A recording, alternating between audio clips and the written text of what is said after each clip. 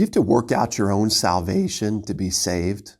The short answer to this question is no. You do not have to work out your own salvation in order to be saved, because if you did, this would contradict other clear verses, such as Ephesians 2:8-9, which says this, "For by grace you have been saved through faith, and that not of yourselves. It is the gift of God, not of works, lest anyone should boast."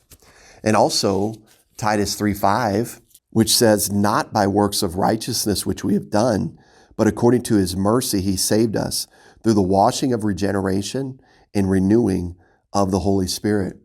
And so we see that the work that we're interested in salvation is actually the work of Jesus Christ. However, many will say, what about Philippians 2:12?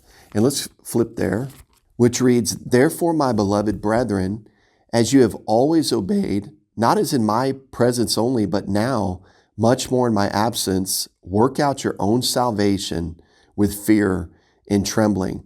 Verse 13, "For it is God who works in you both to will and to do for his good pleasure." And so let's consider a couple of observation points in these verses with some comments. First of all, who is Paul's audience? We must notice how Paul is addressing this audience. He addresses them as, "Therefore, my beloved." Now, this word beloved is used 2 other times in Philippians, and it's used synonymously with brethren in chapter 4, verse 1. And so this indicates that Paul is speaking to those who are already saved in Philippians 2:12.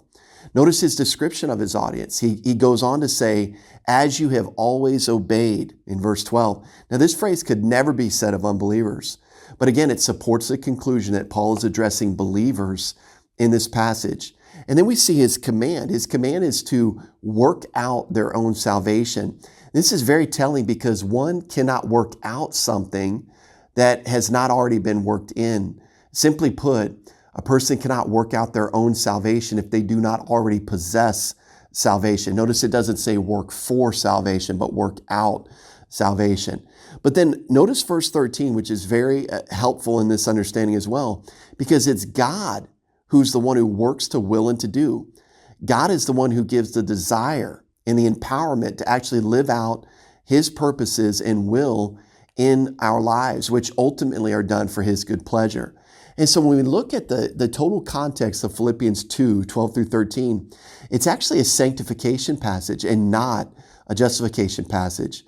In justification, Jesus Christ and his finished work is the only work that matters. But in sanctification, God desires to empower those who have already been justified or declared righteous by him on the basis of faith alone.